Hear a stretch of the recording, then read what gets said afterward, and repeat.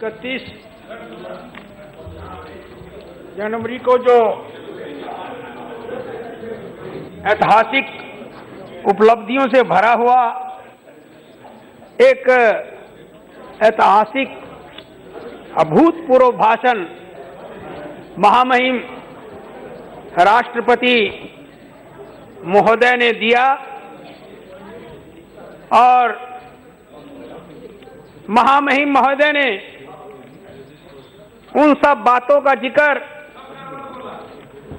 अपने अभिभाषण में किया कि किस प्रकार नोटबंदी से लेकर राफेल तक, जीएसटी से लेकर सर्जिकल स्ट्राइक तक, वन रैंक वन पेंशन, राष्ट्रीय पुलिस स्मारक, मुद्रा योजनाओं में महिलाओं की भागीदारी, जिन 15 करोड़ लोगों को लाभ मिला उनमें 70% से अधिक महिलाएं, और किस प्रकार से उज्ज्वला योजना का जिक्र किया गया जिसमें 7.5 करोड़ उज्ज्वला हरियाणा की भाषा है, जिसमें 7.5 करोड़ से भी ऊपर महिलाओं को एलपीजी के कनेक्शन दिए गए। नाम नहीं काम देखिए। और बहुत हुई है आपको क्या अभी सितंबर में आयुष्मान योजना लागू हुई और 3-4 महीने में ही 10 लाख से भी अधिक लोगों को इसका बेनिफिट मिला। और ये जो हमारे विपक्ष के मित्र हैं, इनके बारे में तो मैं क्या कहूं।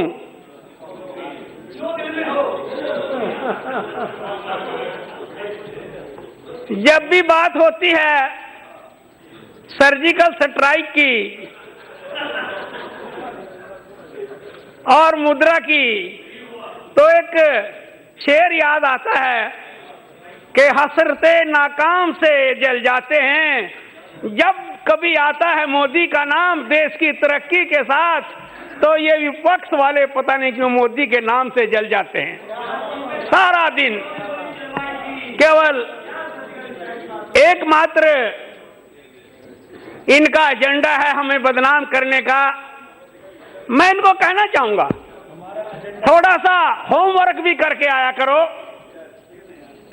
आज यूएनओ क्या कह रही है महेंद्र जी, आज यूएन क्या कह रहा है, आज धर्मेंद्र जी, आज वर्ल्ड बैंक क्या कह रहा है, आज अंतर्राष्ट्रीय मुद्रा कोष क्या कह रहा है कि मोदी जी की कड़ी मेहनत के पश्चात आज भारत की अर्थव्यवस्था इस विश्व में सबसे चमकती हुई अर्थव्यवस्था है। और जिसके परिणाम स्वरूप जो आधार कार्ड आया है उसके बारे में भी वर्ल्ड बैंक ने कहा है कि जिस प्रकार से मोदी जी ने आधार कार्ड के माध्यम से 123 करोड़ लोगों से भी ज्यादा के जीवन में परिवर्तन लाया है, सारे संसार के देशों को भारत की जो आधार कार्ड की जो प्रणाली है उसका अनुसरण करना चाहिए। और इसी तरह से अंतर्राष्ट्रीय मुद्रा कोष के बाद विश्व बैंक कह रहा है कि आधार के माध्यम से सभी लाभार्थियों को मिलने वाली सुविधाओं को एक साथ जोड़कर जिस तरह से मोदी सरकार ने कदम उठाए हैं, उससे आज विश्व बैंक भी कह रहा है कि भारतवर्ष के अंदर गरीबी का उन्मूलन हो रहा है और 7 लाख करोड़ रुपए से भी ज्यादा डायरेक्ट बेनिफिट इन स्कीमों के माध्यम से गरीबों को मिला है। और 1,17,000 करोड़ रुपया जो यूपीए 2 और 1 के टाइम में भ्रष्टाचार के माध्यम से दलालों की जेब में चला जाता था, मोदी जी ने वो 1,17,000 करोड़ रुपया देश की जनता का बचाया है। महामहिम राष्ट्रपति महोदय ने महात्मा गांधी जी का जिक्र किया, राम मनोहर लोहिया जी का जिक्र किया, गुरु नानक जी का जिक्र किया, जलियांवाले बाग का जिक्र किया, जिनको याद करके हम सारे भारत के लोग अपना नतमस्तक होते हैं।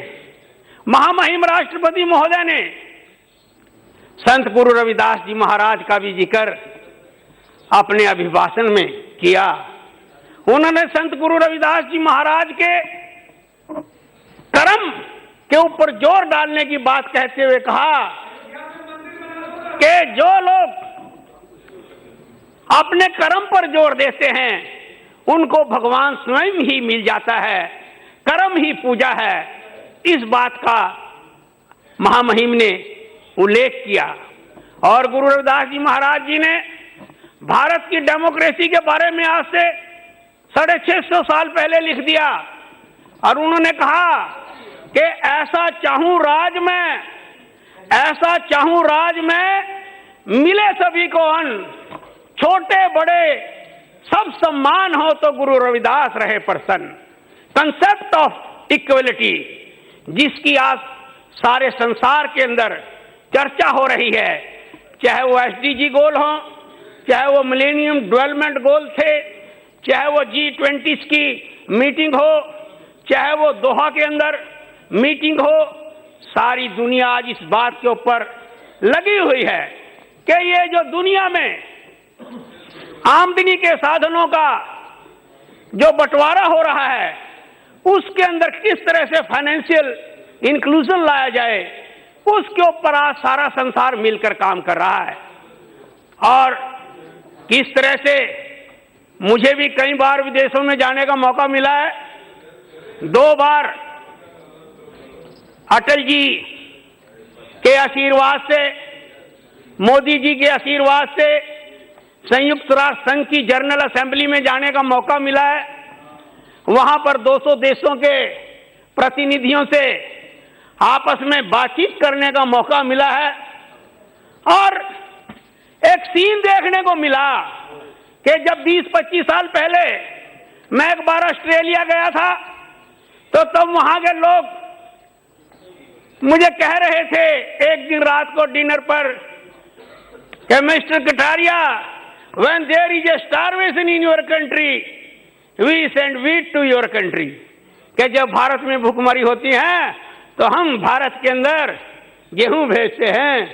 तो मैंने कहा मिस्टर बॉब, किस जमाने की बात कर रहे हो? आज हिंदुस्तान का प्रधानमंत्री अटल बिहारी वाजपेयी है। कितनी गेहूं पैदा करता है ऑस्ट्रेलिया? उससे ज्यादा तो मेरा हरियाणा प्रांत ही पैदा करता है। जितनी गेहूं आपको चाहिए ले जाइए। आज दोहा के आर्थिक कॉन्फ्रेंस में जाकर जब प्रधानमंत्री ग्लोबल टेररिज्म की बात करते हैं, जब प्रधानमंत्री ग्लोबल प्रोटेक्शनिज्म की बात करते हैं, जब क्लाइमेट चेंज की बात करते हैं, तो वो देश जो भारत को हल्के में लिया करते थे आज मोदी जी को कहते हैं कि दिल की महफिल सजी है चले आइए। मोदी जी बस आपकी कमी थी, चले आइए। आज हमने देखा कि मेक्सिको का राष्ट्रपति कहता है आप गाड़ी में बैठिए, मैं ड्राइव करूंगा। तो इस प्रकार का जो मान सम्मान हमारे देश को मिला है, हमारे नेता को मिला है, उस मान सम्मान से पता नहीं क्यों विपक्ष के लोगों को इतनी पीड़ा मार रही है, इतनी जलन हो रही है कि इतना जहर तो कभी समुद्र मंथन से भी नहीं निकला था किसी एक व्यक्ति के खिलाफ, जितना ये सारे मिलकर जहर उगल रहे हैं। अरे डेमोक्रेसी है, डेमोक्रेसी में हर व्यक्ति को अपनी बात कहने का मौका मिलता है। ये हमारी चर्चा का मंदिर है, इस मंदिर में आके चर्चा करिए। जब यहाँ पर चर्चा करने की बात आती है तो मेरे मित्र वॉकआउट कर जाते हैं। और देखिए डिप्टी स्पीकर सर, ईयरफोन नहीं लगा, एथिक्स राजनीति में कहां तक गिर गए हैं।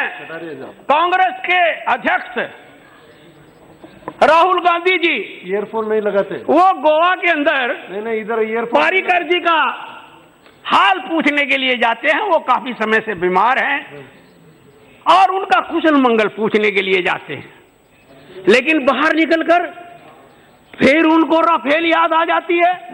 क्या हम अपने राजनीतिक स्वार्थ के लिए इतना नीचा गिर जाएंगे कि हम राफेल का गुणगान करने लगेंगे?